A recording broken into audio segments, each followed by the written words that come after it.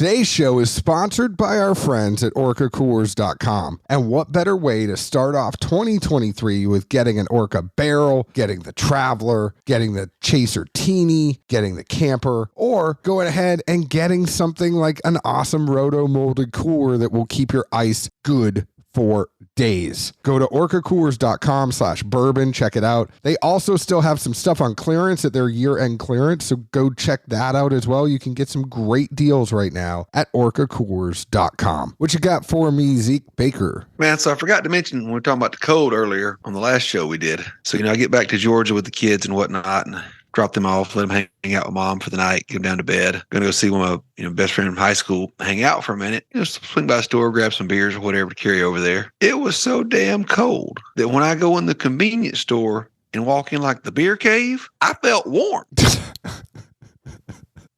That's a lot to unpack. I mean, I swear, I walked in, I was like, I swear to God, it feels warmer in this beer cave than it did in the air outside the damn store. Like, man, I just know I don't want whatever that front or storm, or I don't know if they can call it a vortex anymore, but just don't send us one of those again for another 10 or 20 years, please. Please, no. It was a bomb cyclone.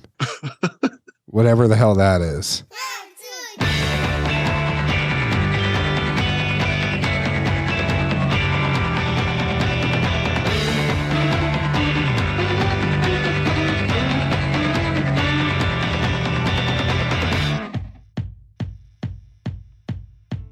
Hello, everyone. My name is John Edwards. With me, as always, is Zeke Baker, and together we make the Dad's Drinking Bourbon wherever you are, whatever time it is. Thank you for making us part of your day. How are you, my friend?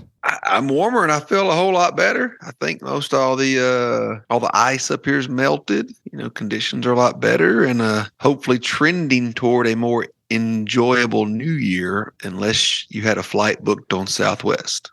But anyway, Zeke, today we are drinking the Nelson Brothers 15-year rye whiskey. Was available at the distillery. I don't know if there's any supplies that have lasted because it came out on November 26th. They say with this vigorous 15-year-old rye whiskey, the Nelson Brothers have taken a giant leap forward without sacrificing their connection to the past. 8 perfectly aged barrels, handpicked for the crisp, savory zing that distinguishes a truly superlative rye, were commingled to create this unique limited release, the first rye to bear the Nelson family name since 1909. It's 108.4 proof and $299.99. Ooh, $299? $299. Ooh, boy. One of them, you got to tell the kids, sorry, you ain't getting that motorized vehicle toy no more. It ain't cheap, as we always say, right? Because we got hammered for going on the price in the past.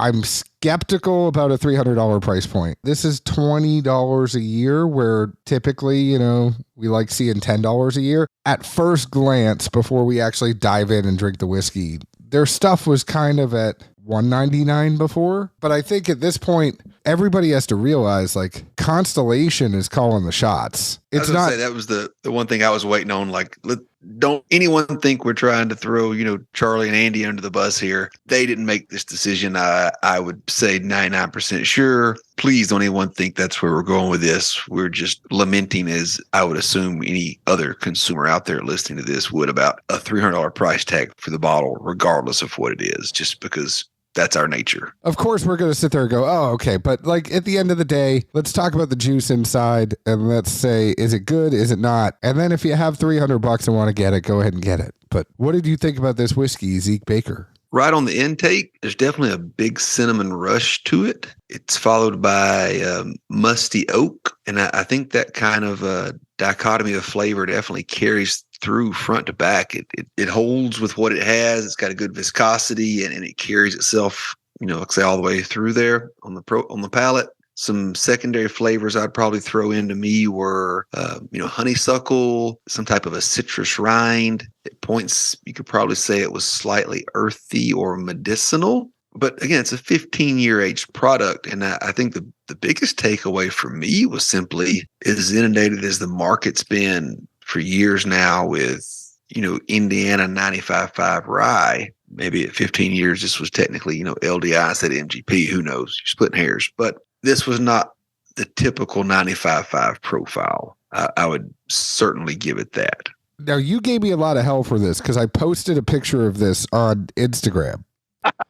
Shit. You knew I was going to bring this up. In fairness to myself, I'm going to give you your rant, but I gave my true notes and my true thoughts, whether or not it threw me under the bus or not. Okay? I appreciate that because I said this does not drink like a typical 95.5 rye. Now, we don't know what 8 barrels were blended together to make this, but I was like, there's the hints, right? Like, and I think you didn't really mention that part of it, but there's the hints of that typical 95.5 profile. But I would almost say those hints are like under the surface to the cinnamon and oak that are kind of like the first thing that hit you. And then you kind of get like these secondary and tertiary notes. And that's where I kind of put in that like pine and wintergreen from the 95.5. I thought it was very complementary to the cinnamon and the oak that you really get in the spice. But I also feel like there wasn't, 15-year rye, there wasn't a huge burn on this either, for being 108.4 proof. And I feel like it's very mellow. I'm not going to use the word smooth, but I think it's a mellow rye because you still get that spice. Like when I get rye spice, I can't sit there and go, wow, that's a smooth rye.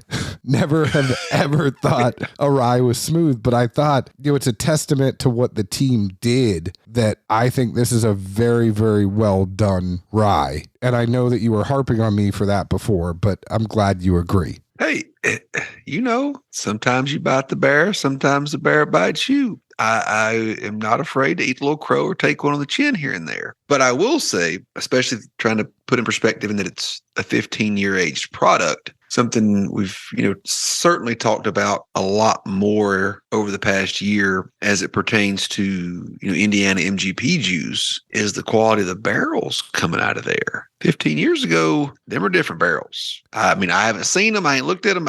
I don't know anything about them, but in my mind, I'd bet the farm on it. Well, and we talk about that MGP, which was really an LDI run that everybody talks about, is September to November of 2006. If you think about the 15-year rye, it's pretty damn close to the same time. It's a year later. But everybody was talking about that run. And like MGP got this huge reputation based off of that run. We haven't explored, and there's so many variables in whiskey that it's hard to like go sit there and explore. Like, was it the barrel? Was it this other stuff? Like, what did it? And, I also think like the variety, we talked about it with Nulu. We've talked about it with NBC. It's that variety. Even like when you go do a pick at NBC now, it's like, all right, did you use the Kelvin barrel? Is that a Speyside? Like you're starting to now break down in your barrel pick what cooperage is associated, not even just like where the distillate's from, but where's the cooperage as well. And that plays a part into the barrel that you eventually select. Well, and also,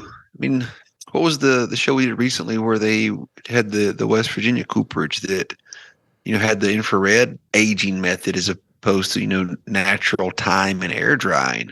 We both agreed. Best I remember, like for young juice in a barrel that didn't spend as much time as a lot of places need to get their barrels where they want them, it did a pretty damn good job, I thought, right? Yeah, that was Bardstown with Great American Barrel Company. And that's the thing that Greg Snyder from Chicken Cock, he's involved with Great American Barrel Company as well because he used to run the Brown Forman Cooperage. So they're actually really doing a lot of great stuff out there at Great American Barrel Company. And that infrared technology, the cherry oak they used, that was one of our favorite Bardstown releases.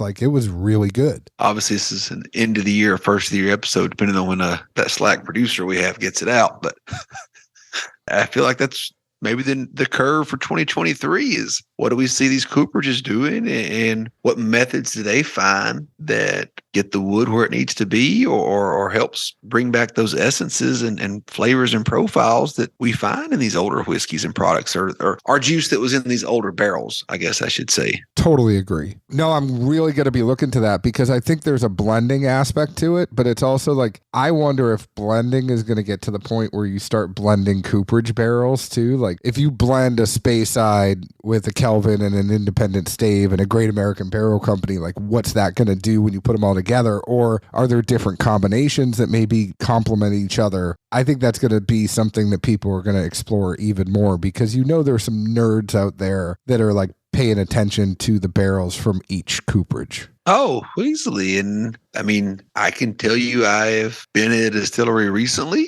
and they had these few quote unquote experimental barrels. All the staves weren't the same char. It was stamped on the outside and they alternated. Interesting. I can't wait to see what I happens. can't throw that out there, but What? I have seen it. I said I can't throw out where I saw it, but I've seen it. But as far as this rye goes, I mean, I think the only thing that's holding me back is the price tag. Like, they obviously, full disclosure, they did give us a bottle, but it is tough with the price point. But I mean, if you regularly spend money on whiskey, it's a hell of a rye. I think I'm just kind of penny pinching lately. So, I mean, don't mind what I'm saying, but like, it's a very, very, very, very good rye. What was Cornerstone when it came out? I can't remember. 179 or 199. Parker's was the same year as that, right? Yeah. The Parker's Rye. And I feel like it was in that same ballpark of a price, wasn't it? Yeah. One of them was $20 more than the other one. I do remember that off the top of my head. Yeah, so $180, $200, which back then, I mean, for an LTO, it was still kind of a lot, kind of not. But I mean, Booker's Rye, which was way before those, when it came out, it was $300. And now look at it. Oh, I know. It's totally okay. I think where pricing has gone, some of us OGs are kind of like, what happened? But this is also in line with a lot of the other stuff that's out right now. I don't even think I'm arguing for anyone to go drop $300 on a bottle just because flat out, regardless of what it is, that's a ton of money and I wouldn't do it. Perspective wise, 15-year rye, when's the last time one came out? You know, when NBC had 9-year ryes a year ago, or maybe even longer than that. It was like 130, right? Well, they were the only ones that had 9-year stocks. Yeah. That was it. And so for someone to have had, or I guess been sitting on something and wait to 15 years, like, I mean, there's not any market competition in that, you know, apples to apples space, and not gonna be. Who knows if anybody drops a 15-year rye again, or MGP rye anytime soon. You have a point, but it's good, right? Like, go try this if you can. If you have the means and 300 is not a big deal to you, go ahead and buy it. Like, it's a good whiskey. I'm glad Zeke ate some crow and he agrees with me when I said this was a very, very, very good rye. Thank you, Charlie and Andy, for giving us this bottle. And you can go ahead and find us on Facebook at Dad's Drinking Bourbon, Twitter at Bourbon Dads, Instagram at Dad's Drinking Bourbon. Please leave us an open, honest review, just like we leave open, honest reviews about the whiskey we drink. Zeke, where else can the folks find us? Good old Music City, US of A. Cheers and happy 2023 to everyone. Cheers. Ciao.